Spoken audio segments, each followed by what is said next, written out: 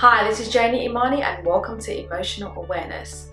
So this is the first part of a short series on how to be productive. I was thinking one of the main reasons why I decided to study psychology and understand my emotions to begin with is because I realized that my emotions impact my productivity and growth.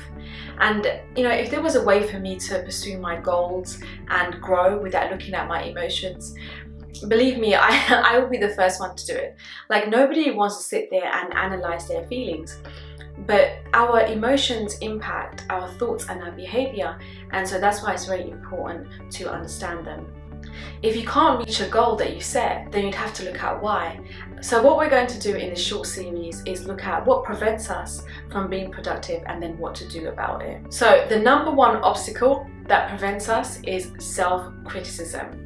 And that's how you talk to yourself, and especially when you have broken a promise to yourself. So say if you decide to go to the gym 5 times a week, and then you go for the first couple of days, but then life gets hectic. You get sick, or a friend comes into town, and then you end up missing the next day. So whether you go back to the gym really depends on how you talk to yourself about why you missed that last time. If you're hard on yourself, you're going to say things like, oh, I'm never going to lose that weight, I always make these promises and I can't keep them, I make these plans and never follow through.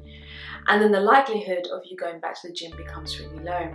But if you practice self-compassion instead, and you say things like, oh, things go wrong all the time, that's the way life is, then you have a better chance of trying again. When it comes to productivity, we think it's all about self-discipline and willpower, but really it's got more to do with self-compassion. And if your self-compassion is really low, then no amount of self-discipline is going to get you to be productive.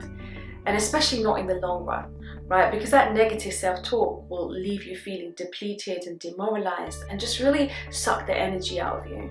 There was a study by the National Institute of Health in America saying that it takes 66 days to form a habit.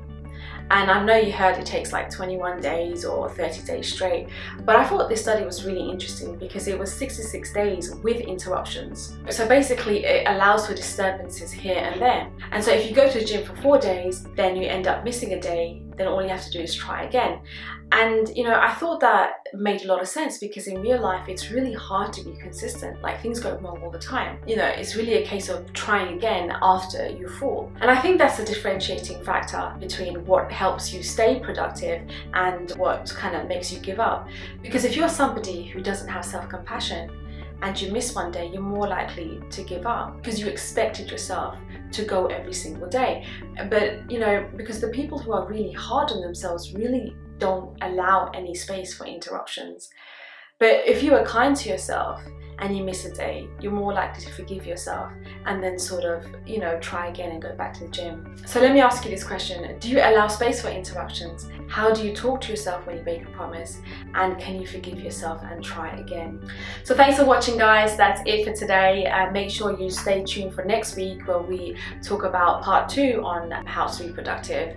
And make sure you like, comment and subscribe, especially subscribe, because that's what really helps us continue make more of these videos.